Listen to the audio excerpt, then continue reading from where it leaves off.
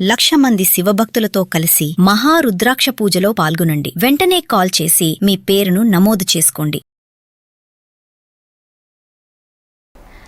రమగారు, పిల్లల మధ్య అలానే పెద్దవారి మధ్య కమ్యూనికేషన్ గ్యాప్ అనేది ఈ మధ్యకాలంలో మనం ఎక్కువగా చూస్తూ ఉన్నాము.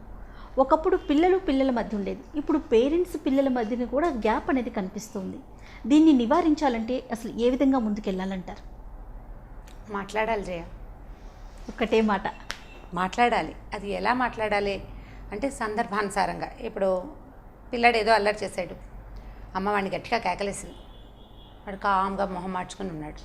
మనం కూడా అదే టెంపో మెయింటైన్ చేస్తాం. కొంచెంసేపు భోజనం వేళైతే వస్తే వస్తాడు, లేకపోతే లేదని ఊరుకోం కదా, పిలుస్తాం.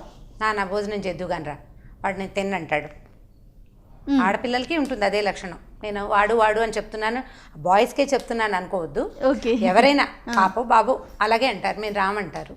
కాదు కొంచెం తిందు కానీ లేవను అని పిలుస్తాం. ఒకవేళ వాడు మొండికెత్తే సరేలే అలాగే రేపొద్దున తిందాంలే మన ఇద్దరం కలిసి అని కొంచెం ఇమోషనల్గా బ్లాక్మెయిల్ చేస్తాం. సహజంగా జరిగేదే ఇదే. తండ్రులు ఈ లోపల తండ్రులు కలిగించుకుని వాళ్ళు కూడా గట్టిగా చెప్పి పిలిచి ఏదో భోజనానికి పిలుస్తామనుకోండి. పిలిచినప్పుడు పిల్లలు నిశ్శబ్దంగా ఉన్నా మనం మామూలుగా పొద్దుటి సంగతో నిన్నటి సంగతో మొన్నటి సంగతో ఆఫీస్లో జరిగిందో లేకపోతే మన ఇంటికి వచ్చిన చుట్టాల విషయమో ఏదైనా ఒక కొత్త వేరే విషయాన్ని ఎత్తి మనం సంభాషణ కనుక పెంచితే పిల్లలు అందులో కలగజేసుకుని మాట్లాడతారు ఏదో ఒకటి.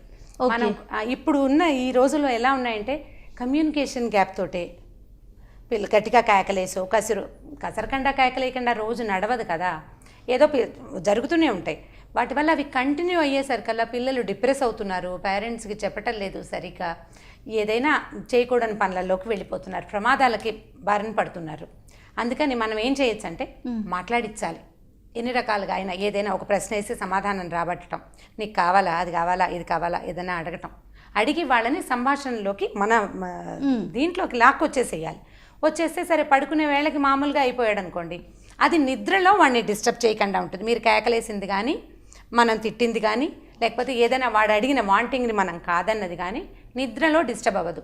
అదే మనం మాట్లాడలేదనుకోండి, అన్నం ఏదో తినకపోతే నేను పాలు తాగుతాను, పాలైనా తాగాని ఒక గ్లాస్ పాలిచ్చి పడుకోబెడితే వాడికి ఇదే గుర్తొస్తుంది. మనం పడుకునే ముందు ఏది ఆలోచిస్తే అవే కళలు వస్తాయంటారు.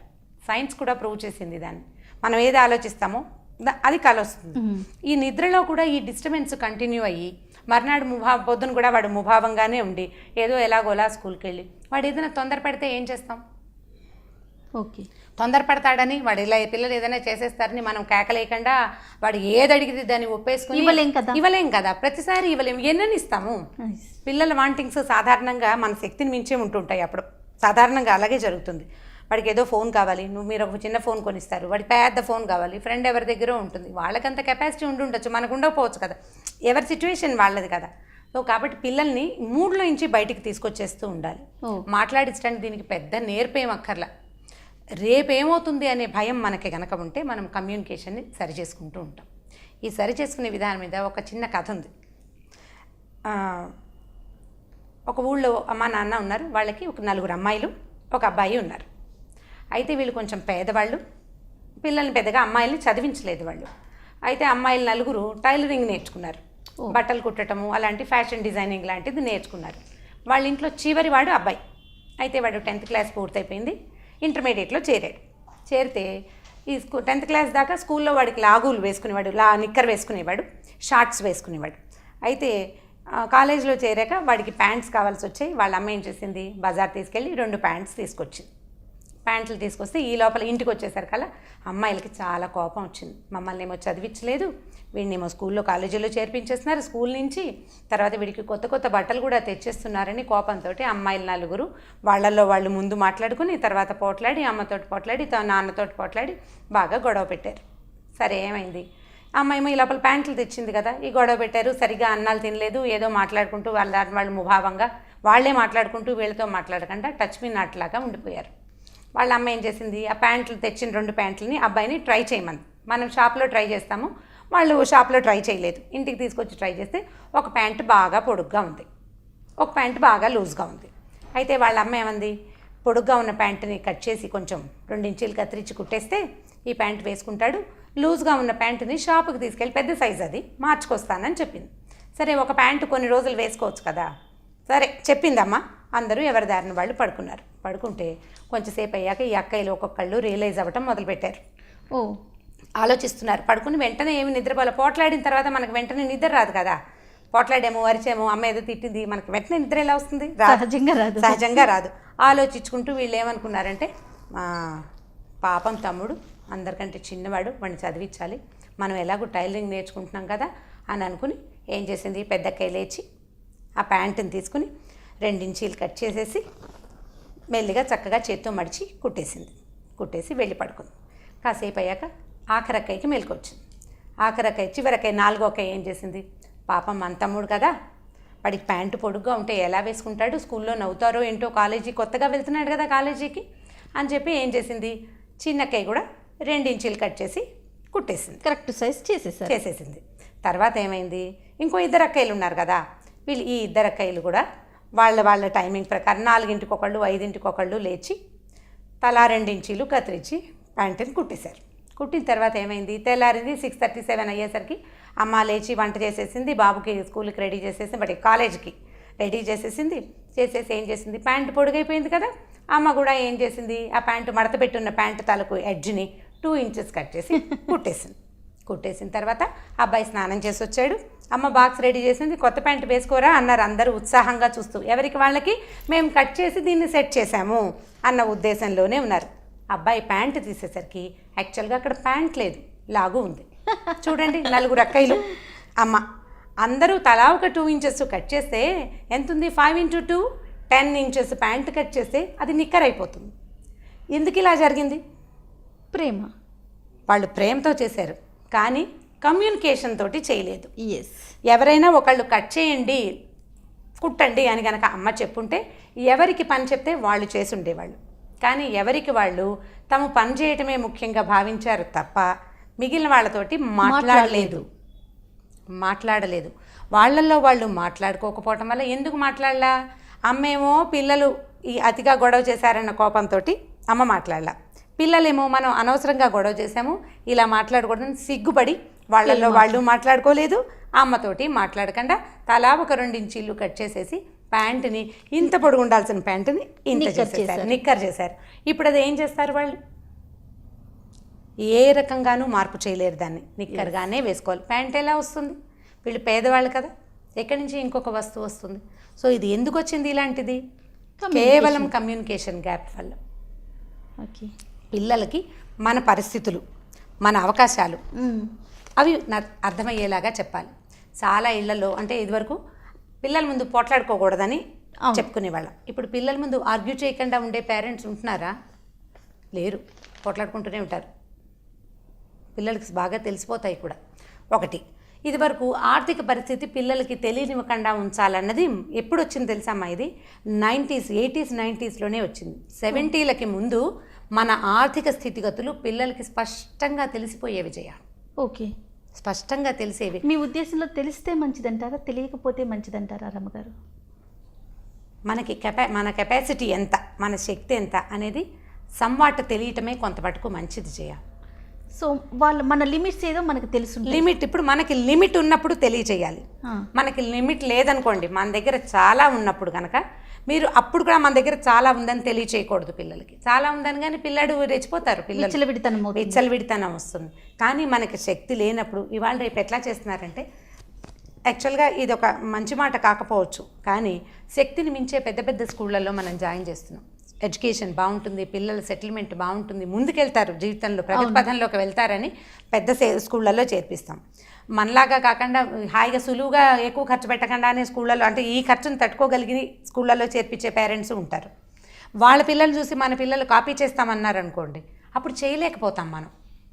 అందుకని మన దగ్గర ఇంత ఉంది, మనం ఇంత చేయగలం, ఈ లెవెల్ అయితే మనకి కుదురుతుంది అని తేలిక పదాలతోటి పిల్లలకి అర్థమయ్యేలాగా మన పరిస్థితి చెప్పటమే మంచిది. చెప్పకుండా దాచిపెట్టి ఎలాగోలా కష్టపడి చేస్తే పిల్లవాడి వాంటింగ్స్ ఏంటంటే సముద్రంలో అలలాగా వస్తూనే ఉంటాయి, అవి పెరుగుతుంటాయి, వస్తూనే ఉంటుంది. ఆ అల వెనక్కి వెళ్ళింది ఊరుకుంటుందా, మళ్ళీ వస్తుంది. ఎందుకంటే పిల్లలు ఎదుగుతారు కదా, ఎదుగుదలలో భాగంగానే వాంటింగ్స్, అవసరాలు పెరుగుతాయి, సరదాలు, కోరికలు అన్నీ పెరుగుతాయి. చుట్టుపక్కల చూస్తుండేసరికల్లా ప్రపంచం పెద్దదయ్యే కొందికి అవసరాలు పెరిగిపోతాయి, ఆసక్తులు పెరుగుతాయి. దానికి తగ్గట్టుగా మనం చేయగలుగుతాము, చేయలేము. చేయలేనప్పుడు మనం ఇంత చేయగలం, ఇంతవరకే మీరు వెళ్ళండి అని కమ్యూనికేట్ చేసి తీరాలి. ఓకే. కమ్యూనికేట్ చేయకపోవటం వల్ల పిల్లలు డిప్రెస్ అవ్వడానికి, దిగులు పడడానికి, బాధపడడానికి అవకాశం ఉంది. దాన్ని నివారించాలంటే ముందు మనం ఏదైనా కమ్యూనికేట్ చేయవలసిందే.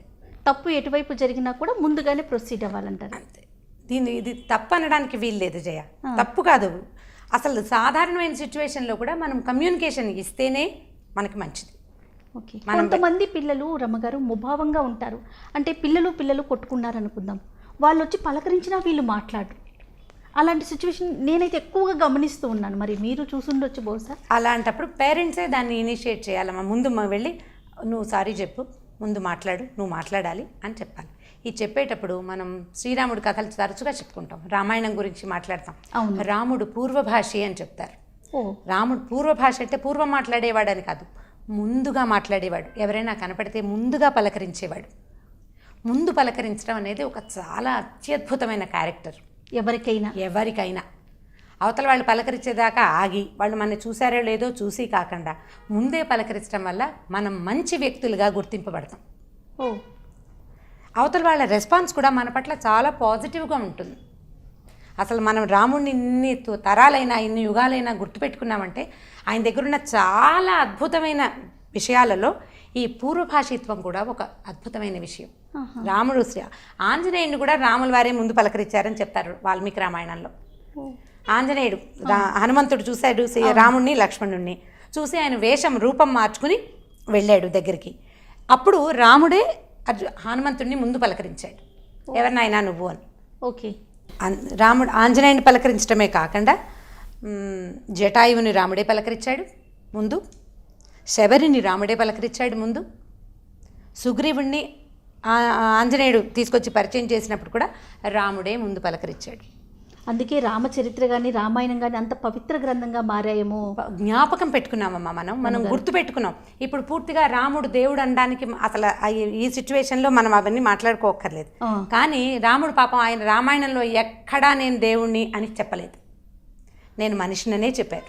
మనుషులకి ప్రధానంగా ఉండవలసిన లక్షణం ఏంటంటే చక్కగా మాట్లాడడం, చెప్పిన మాట నేను ఈ పాట చేస్తాను అని చెప్తే అదే చేయటం. ఏది నేను చెయ్యను అంటే ఎప్పటికీ దాన్ని చెయ్యకపోవటం. ఇప్పుడు సత్యవాక్యము, పితృవాక్య పరిపాలన అంటే నాన్న మాట వినడము. ఏకపత్ని వ్రతం ఎందుకు పెద్ద క్వాలిటీ, పిల్లలకి తెలియదు, అది అర్థం కాదు. కానీ పూర్వభాషిత్వం అనే దాన్ని మనం అలవాటు చేయాలి. ఇద్దరు కొట్టుకున్నారు ఫ్రెండ్స్ని, ఒక హగ్ ఇవ్వు, వీటితో షేక్ హ్యాండ్ ఇవ్వు, మళ్ళీ మాట్లాడుకోవాలి, మీరు ఫ్రెండ్స్ కదా అని పిల్లల్ని మనం ఎంకరేజ్ చేయాలి. ఎంకరేజ్ చేస్తుంటే చిన్నప్పుడు మాట్లాడరు, కోపం వస్తుంది, సిగ్గుపడతారు, అవమానంగా ఫీల్ అవుతారు, అప్పుడు మాట్లాడుకోరు. కానీ మనం ఎంకరేజ్ చేసి కనుక ప్రయత్నం చేస్తే పిల్లల్ని పూర్తిగా రాముడిలాగా మార్చలేకపోయినా కొన్ని క్వాలిటీస్ అయినా రాముడు పిల్లవాడు తీసుకోగలుగుతాడు. దానివల్ల ఏమవుతుంది, మావాడు దేవుడు అవుతాడా అని ప్రశ్నిస్తే మనం చెప్పలేం చేయ. ఎందుకంటే ఇప్పుడు పిల్లలు పరమ దుర్మార్గమైన విషయాలు తెలుసుకుంటున్నారు. పిల్లలు నెట్ ద్వారా అనుకోండి, పుస్తకాల ద్వారా అనుకోండి, సినిమాల ద్వారా అనుకోండి, ఫ్రెండ్స్ శుభ్రమైన పిల్లవాడిని కూడా కొంచెం చెడు ఆలోచన ఉన్న పిల్లలు చెడగొట్టేస్తూ ఉంటారు. ఒకవేళ ఇద్దరు మంచి పిల్లలు ఉన్నారనుకోండి, ఇద్దరు మంచి పిల్లలు మూడో వాడిని సరి చేయడానికి అవకాశం ఉంటుంది కదా. సో అప్పుడు మనం వీడి దగ్గర మంచి విషయాలు ఉన్నాయి, మనం ఇలా కమ్యూనికేట్ చేసి మాట్లాడుతూ ఉండటం వల్ల పిల్లలు వాళ్ళ దగ్గర జరిగిన సంగతులను కూడా మనకి షేర్ చేస్తారు. తల్లులతో అలా జరిగింది, ఇలా జరిగింది, వాడు ఇలా అన్నాడు, నేను ఇలా అన్నాను, అమ్మ ఇలా చెప్పింది నాకు అని చెప్తారు. చెప్పినప్పుడు అమ్మలు అలా చేయకూడదు, అలా చేస్తే కష్టం, ఇలాంటి ప్రాబ్లమ్స్ వస్తాయి అని కనుక మనం 2-3 సార్లు చెప్పామనుకోండి. అండ్ ఏ పిల్లలైతే వీళ్ళతోటి చెడు మాటలు చెప్పారో వాళ్ళని మనం ఇంటికి పిలిచినప్పుడు కేకలేయకుండా, మాట్లాడకుండా ఊరుకుని మంచి మాటలు మాట్లాడే పిల్లల్ని మనం ఇంకొంచెం దగ్గరికి తీసి వాళ్ళతోటి కూడా మనం కమ్యూనికేషన్ని కనుక పెంచుకుంటే 3-4 గ్రూప్లో సాధారణంగా పిల్లలు 1-2 ఫ్రెండ్స్ ఉంటారు, 5 గ్రూపు 7 గ్రూపు ఉంటారు. 4 పిల్లల్ని మనం సెట్ చేస్తే ప్రతి తల్లి మిగిలిన 3 పిల్లలు ఆటోమేటిక్గా సెట్ అయిపోతారు. నా పిల్లాడు ఒకడే నాకు ఇంపార్టెంట్ అంటే కుదరదు. ఇప్పుడు మనవాడితో పాటు చుట్టూతా ఉన్న పిల్లలందరినీ కూడా మనం సెట్ చేయవలసిందే. వాడి ఫ్రెండ్స్ని ప్రతిసారి మనం మానిటర్ చేయలేం కదా. ఫ్రెండ్స్ ఆ బాధ్యత అనేది తల్లే తీసుకోవాలి. తీసుకుని మనం కనుక వాళ్ళు పోట్లాడుకున్నారు, పిల్లలు 3 పోట్లాడుకున్న పిల్లలు 2 దగ్గర తీసి మాట్లాడుకోవాలి.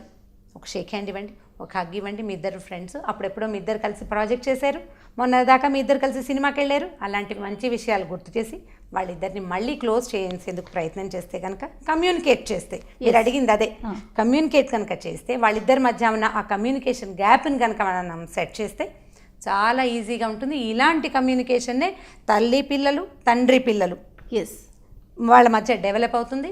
ఇది ప్రయత్నం చేసి సాధించాల్సిందే. పిల్లలకి మీరు అన్నట్లుగా రమ్మగారు చిన్నప్పటి నుంచే మనం అలవాటు చేస్తే రేపు పెద్ద అయిన తర్వాత వాళ్ళ లైఫ్లో వచ్చేదాన్ని వాళ్ళు అధిరోహించగలుగుతారు. కొత్త ఏ సమస్యనైనా సులువుగా ఎదుర్కోగలుగుతారు. ప్రతి ఒక్కరితో మింగిలి కాగలుగుతారు. కాగలుగుతారు. థ్యాంక్ యూ సో మచ్ రమ్మగారు. థ్యాంక్ యూ అండి. Thank you.